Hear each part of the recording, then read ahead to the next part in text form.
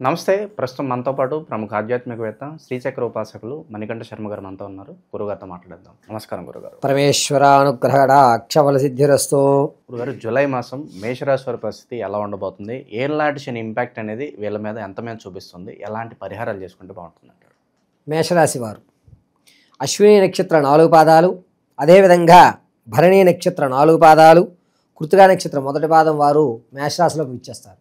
మేషరాశి వారి దగ్గరికి వచ్చేసరికి లక్షణం ఏమిటంటే, వీరు 10 మంది వాళ్ళు ఇతన్ని గొప్పగా అనుకోవడం వల్ల ఆ పనిని నిర్వర్తిస్తూ ఉంటారు. అంటే నువ్వే చేయగలవు, నిన్ను మేము నమ్ముకున్నాము అంటే తన నమ్మకం నిలబెట్టడం కోసం ఇతను పనిచేస్తాడు. ఇతని మీద ఇతనికి కాన్ఫిడెన్స్ అనేది ఉండదు, కానీ పక్క వాళ్ళ నమ్మకం నిలబెట్టడం కోసం ఇతను పని చేసి అతని వల్లే పని అవుతుంది, ఏది చేసినా ఈ మేషరాశి వాడు చేయగలుగుతాడు అనేటువంటి ఒక నమ్మకాన్ని కలగజేసుకుంటుంటాడు. అంతేకాకుండా ఎస్టిమేషన్ ఖచ్చితమైన ప్రకారంలో ఉంటుంది.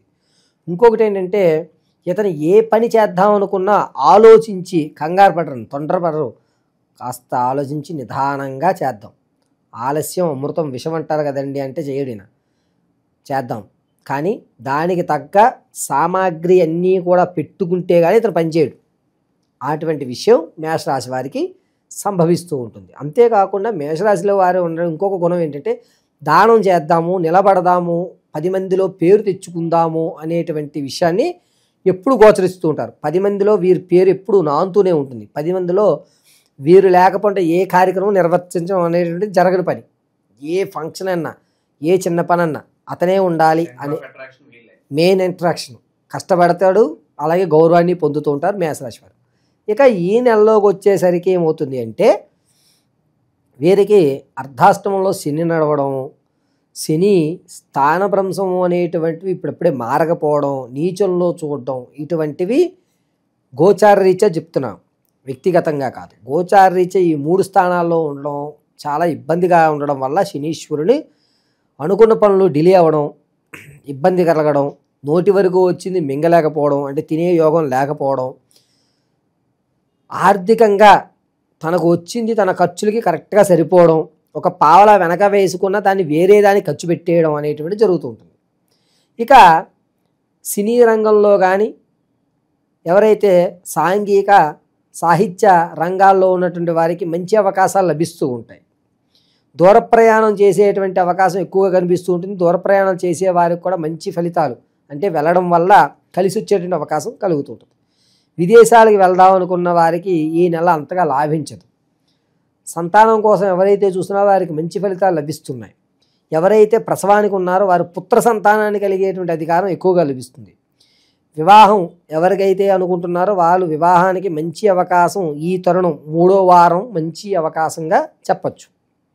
ఇక వ్యవసాయానికి కానీ భూ సంబంధిత కానీ ఆకస్మికమైన ధనం వచ్చేటువంటి అవకాశం బాగా కనబడుతుంది. వచ్చేటువంటి అవకాశాలు కనబడతాయి, నిలబడుతుంది కూడా. వచ్చినటువంటి భూమిని అమ్ముకోకుండా దాన్ని నిలబెట్టుకుని ఏదో ఒకటి చేసి దాని మీద 2 రూపాయలు సంపాదించుకునేటువంటి అవకాశం ఈ నెలలో 3వ వారంలో కనబడుతూ ఉంటుంది. అంతేకాకుండా మేషరాశి వారి దగ్గరికి వచ్చేసరికి ఏమిటంటే, కాళ్ళకు సంబంధించి అంటే మోకాలు చెప్పులు అరగడం కానీ, లేకపోతే నీ జాయింట్ ఆపరేషన్ చేయించడం కానీ, మోచిప్పలు కానీ, చేతి మడాలు కానీ ఇబ్బందులు పడేటువంటి అవకాశం లభిస్తుంది. 4వ వారం ఆరోగ్యం పట్ల చాలా జాగ్రత్తగా ఉండాలి. మేషరాశి వారి దగ్గర ఎవరైతే కొత్త వ్యాపారం ప్రారంభం చేద్దాం అనుకుంటున్నారో వారికి అంతగా యోగం లేదు. వచ్చేటువంటి శ్రావణంలో ప్రారంభం చేసుకోండి. ఈ నెలలో గ్రౌండ్ వర్క్ చేయండి. కావాలంటే అడ్వాన్స్ ఇవ్వడం, అది కూడా మన పేరు మీద కాకుండా అడ్వాన్స్ ఇవ్వడం, వేరే బినామీ పేరు పెట్టుకుని వ్యాపారానికి కింద గ్రౌండ్ వర్క్ ఎంత అవుతాయి, ఎక్కడ దొరుకుతాయి, వస్తువులు ఏమిటి, ఇవి ఎంక్వైరీ చేసుకోవడానికి మాత్రం ఈ నెల పనిచేస్తూ ఉంటుంది. అంతేకాకుండా భార్యాభర్తల మధ్య గొడవలు ఏవైతే ఉంటాయో అవి ఈ వారం తీరేటువంటి వ్యవస్థ కాదు. 4వ వారంలో పెద్ద మనిషి రీత్యా ఇద్దరికి మధ్య సామరస్యమైనటువంటి ఫలితాలు ఏర్పడుతూ ఉంటాయి. అక్రమ సంబంధం ఇటువంటివి ఎవరికైతే ఉన్నాయో అవి బయటపడే అవకాశం లేదు. ఈ నెల చక్కగా మీ సంస్థను నడుపుకోవచ్చు. ఇక ఎవరైతే కోర్టు చుట్టూ తిరిగి విసుగుతూ ఉన్నారో వారికి కూడా ఈ నెల వచ్చే 2 నెలలు కూడా అదే చికాకు కొనసాగుతూ అనేటువంటిది జరుగుతూ ఉంటుంది. ఎవరైతే విద్యార్థులు ఉన్నారో వారికి జ్ఞాపక శక్తి పెరుగుతుంది, అనుకున్న రంగాల్లో మంచి ఉపాధి పొందేటువంటి అవకాశం లభిస్తూ ఉంటుంది. మేషరాశి వారు ఈ నెలలో 3వ వారం నుంచి 4వ వారం పూర్తయ్యేలోగా ఆరోగ్యం మీద కొంచెం శ్రద్ధ అనేటువంటిది పెట్టుకోవాలి. ఇలా పెట్టుకోవడం మీకు కలిసి వచ్చేటువంటి అవకాశం. నిరుద్యోగులు శుభార్త వినడానికి ఎంత టైం పట్టవచ్చు అంటారు? అది వ్యక్తిగత జాతకాన్ని అనుసరించుకోవాలి. గోచార అయితే మాత్రం అవకాశం లేదు. వ్యక్తిగతానికైతే సంప్రదించండి, చెప్తాను. ఎస్పెషల్లీ ప్రేమ వివాహాలు ఫలించడానికి ఏదన్నా అవకాశం కనిపిస్తుంది గురుగారు? ఈ నెలలో ప్రేమ వివాహం జరిగేటువంటి అవకాశం మేషరాశి వారికి లేదు.